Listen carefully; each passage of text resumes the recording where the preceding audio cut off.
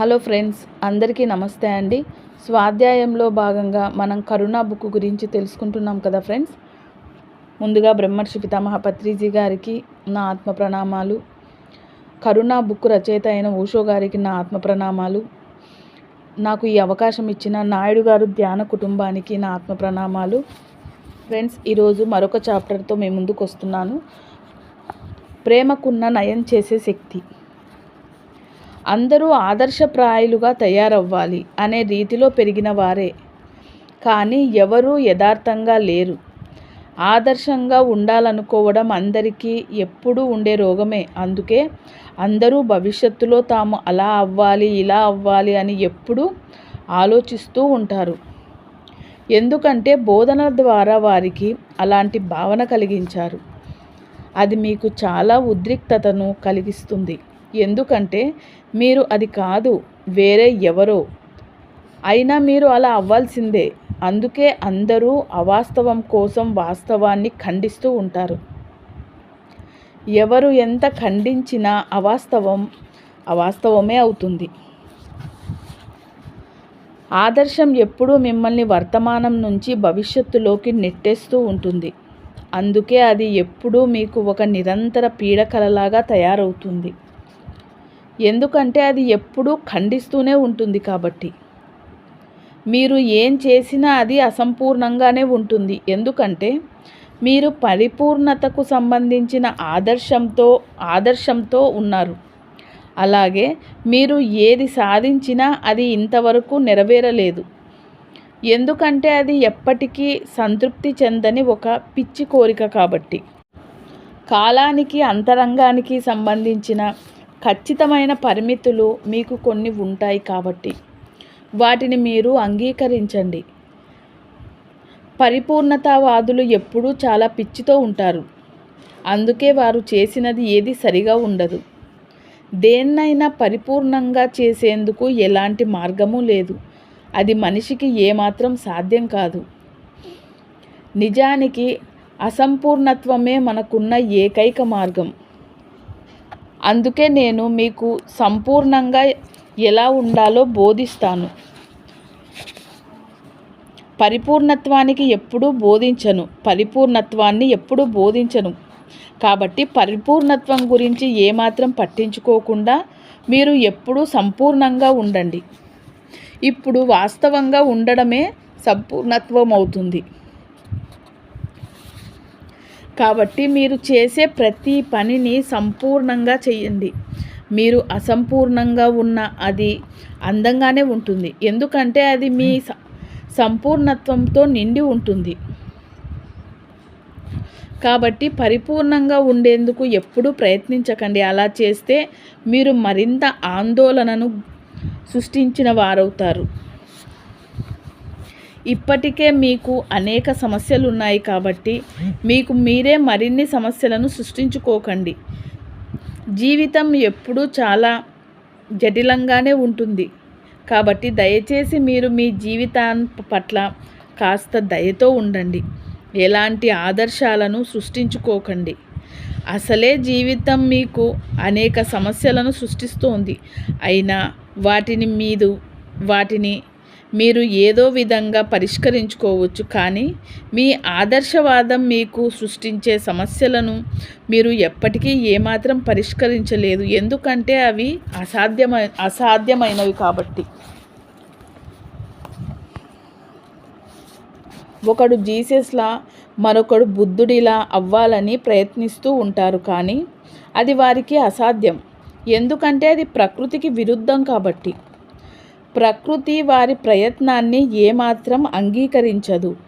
అందుకే అది ఎప్పటికీ జరగదు అని బుద్ధుడు, జీసస్ల రాక కేవలం ఒక్కసారి మాత్రమే సంభవిస్తుంది.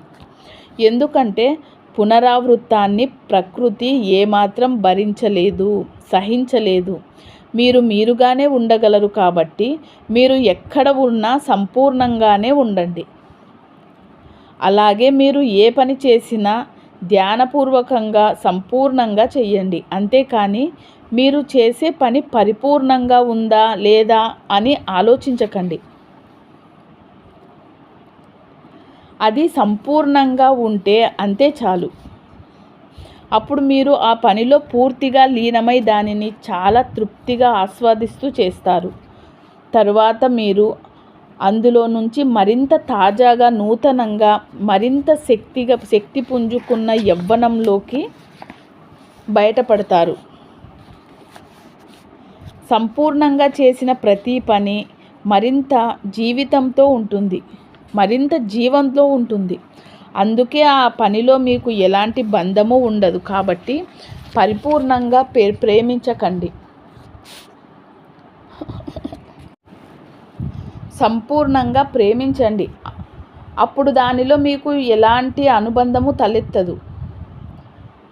పాక్షికంగా ప్రేమిస్తేనే అనుబంధాలు తలెత్తుతాయి. కాబట్టి సంపూర్ణంగా జీవించండి. అప్పుడు మీకు మృత్యు భయం ఉండదు. పాక్షికంగా జీవించినప్పుడే మీరు మృత్యువుకు భయపడతారు. పరిపూర్ణత అనే పదానికి మీరు పూర్తిగా మరచిపోవాలి, ఎందుకంటే అది మరీ నేరపూరితమైన పదం. నిజానికి ఆ పదాన్ని ప్రపంచం భాషలన్నింటి నుంచి తొలగించాలి. అలాగే మనిషి మనస్సు నుంచి కూడా ఆ పదాన్ని తొలగించాలి. ఎప్పుడూ పరిపూర్ణంగా ఉండేవారు ఇంతవరకు ఎవరూ లేరు, ఇక ముందు కూడా ఉండరు. ఒకవేళ దేవుడు మీకు కనిపిస్తే అది అలా ఎందుకుంది, ఇది అలా ఎందుకుంది, నీ సృష్టిలో ఇన్ని లోపాలున్నాయేమిటి అంటూ మీరు అనేక ప్రశ్నలతో వాడి ప్రాణాలు తోడేస్తారు.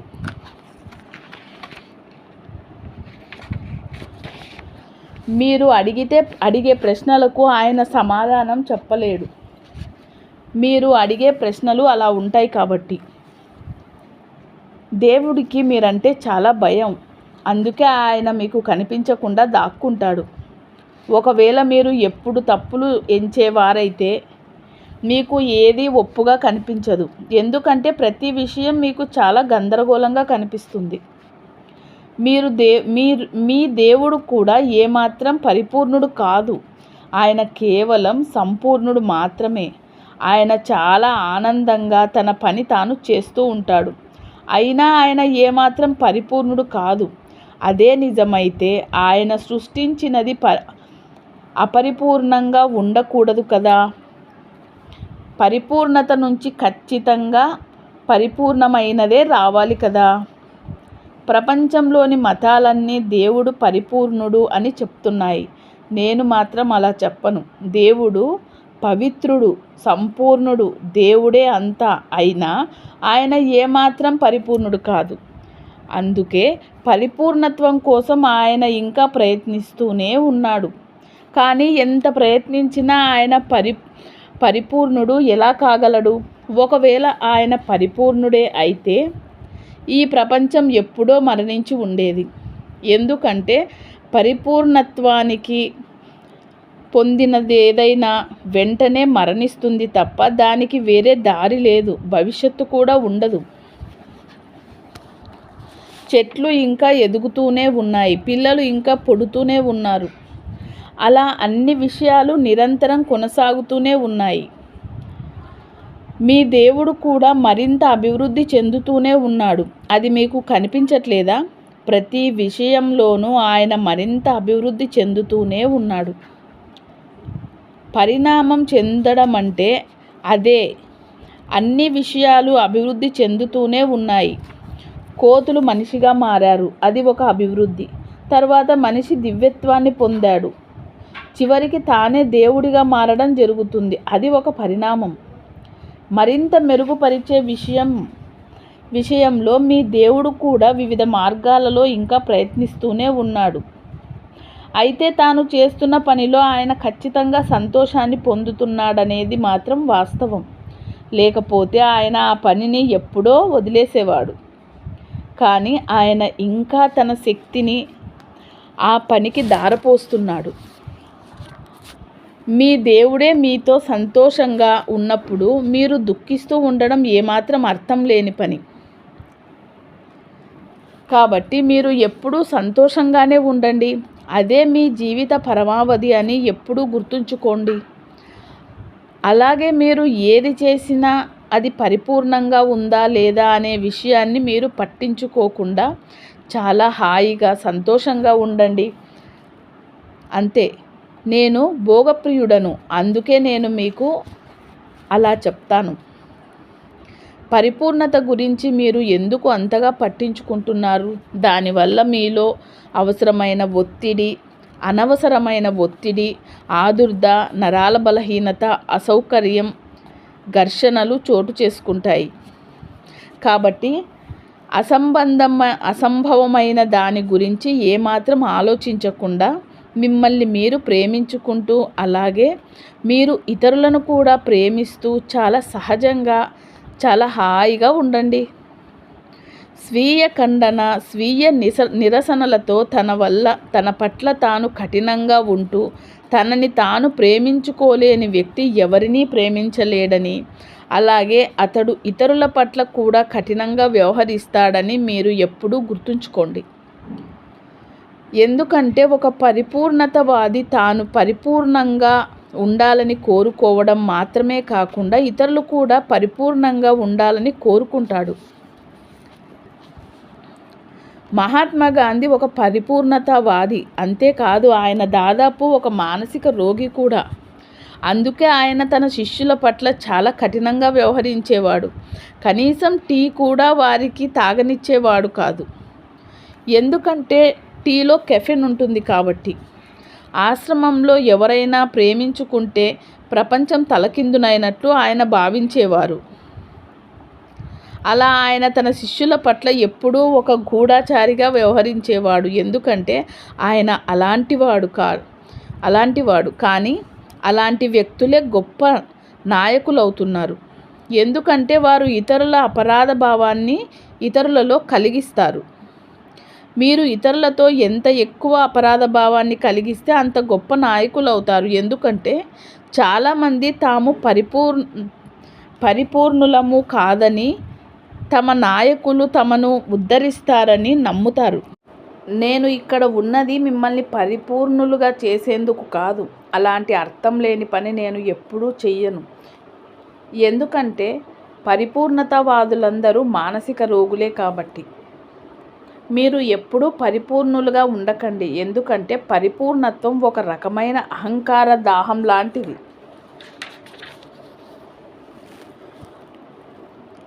ఆదర్శాల పరంపర. మీరు మీ గురించి ఆలోచించినప్పుడు పరిపూర్ణత్వం మీ అహాన్ని చక్కగా సింగారించేందుకు మాత్రమే ఉపయోగపడుతుంది. జీవితం పరిపూర్ణమైనది కాదని, మనందరికీ పరిమితులు ఉన్నాయని వినయశీలితో పాటు అసలైన ధార్మికుడు కూడా అంగీకరిస్తాడు. వినయానికి నా నిర్వచనం అదే. వినయం అంటే పరిపూర్ణంగా ఉండేందుకు ఏమాత్రం ప్రయత్నించకుండా ఉండడమే. వినయానికి నా నిర్వచనం ఇదే.